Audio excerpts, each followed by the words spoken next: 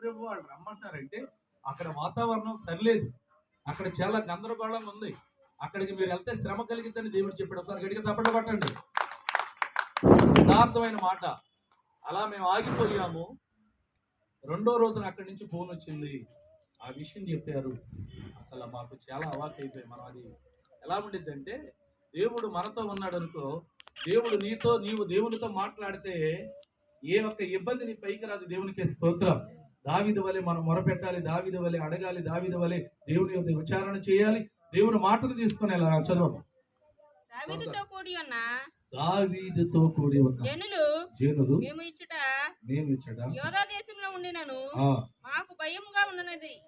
ఫిలిష్తీయుల సైన్యములకు ఎదురుగాను కేలాకు మేము వచ్చిన ఎడల మాకింత భయము కలుగుదును కదా అని ఆ దావీదుతో అనగా, చాలమ్మా.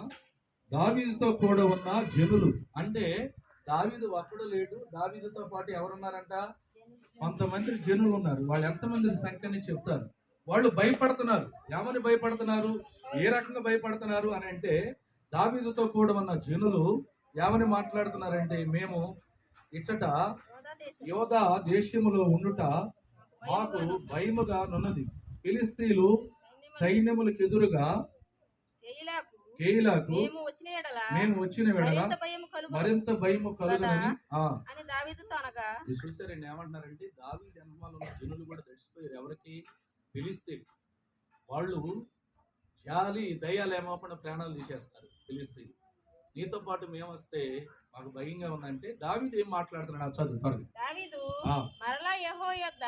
ఇదిగో మళ్ళీ దావీదు ఏం చేస్తున్నాడు? ఈ జనుల మాట తీసుకోవాలా, నేనున్నాను, నేను బయలుదేరి వెళ్తానని అల్లా. మళ్ళీ దావీదు ఏం చేస్తున్నాడు? మళ్ళీ యెహోవా యొద్ద విచారణ అంటే మళ్ళీ ప్రార్థన ప్రారంభం చేశాడు. అయ్యా, ఇదిగో ఈ జనులు ఇలాగ అంటున్నారు, నా వెనకాల ఉన్నవారు, నేను అక్కడికి వెళ్దాం అనుకుంటున్నా, మరి ఏంటి ఈ పరిస్థితులు నాకేం అర్థం కావట్లా అని దావీదు రెండో మారి మరలా దేవునికి ప్రార్థన చేస్తున్నాడంటే దేవునికి స్తోత్రం.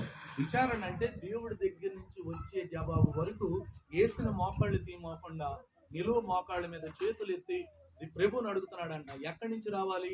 దేవుని దగ్గర నుంచి జవాబు రావాలి. దేవునికి స్తోత్రం. ఇగో మళ్ళీ దేవుడు రెండో మాట సెలవిస్తున్నాడు. రెండో మాట, నీవు లేచి మరలా కేయిలా అనే ఆ ప్రాంతానికి వెళ్ళు, ఫిలిష్తీయులను నీ చేతికి అప్పగించుదునని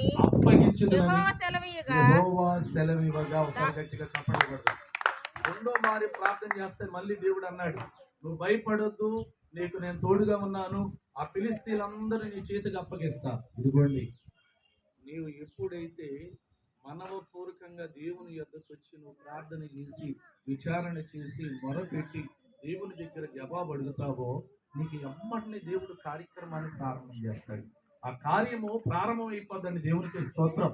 అడగండి, మీకు ఏం కావాలో, మీరేం పొందుకోవాలనుకుంటున్నారో మీరు దేవుడిని అడిగితే దేవుడు మీకు ఇస్తాడు. మన దేవుడు అడిగితే, ఎతికితే, తడితే, ఒకసారి చెప్పండి, అడిగితే ఇస్తాడు, ఎతికితే తడితే తీస్తాడు. మనం ఏం చేస్తాం? ఇక్కడ దావీదు మరల రెండో మారు అడిగినప్పుడు, నువ్వు ఫిలిష్తీయుల దగ్గరికి వెళ్ళి నీ చేతికి వారిని నేను అప్పగిస్తాను. చదవండి. దావీదును అతని జనులను కేయిలాకు వచ్చి ఫిలిష్తీయులతో యుద్ధం చేసి, ఇదిగో దావీదుతో పాటు రాను భయపడతానన్న జనులు కూడా రెండో మారు దేవుడు వాకు ప్రత్యక్షమైనప్పుడు జనులు కూడా ధైర్యం వచ్చింది. ఎంత గొప్ప విషయం అండి. ఒక్కళ్ళిద్దరు కాదండి, పసి పిల్లలు, మరి వృద్ధులు, వృద్ధార్థులు ఎంతమంది ఉన్నారు తెలుసా? కుడి ఎడంగా 600 మంది. ఒకసారి గట్టిగా చప్పట్లు కొట్టండి. ఎంతమంది అంట? 600 మంది. ఎవరి హనుమాలు ఉన్నారు? దావీదు హనుమాలు ఉన్నారు.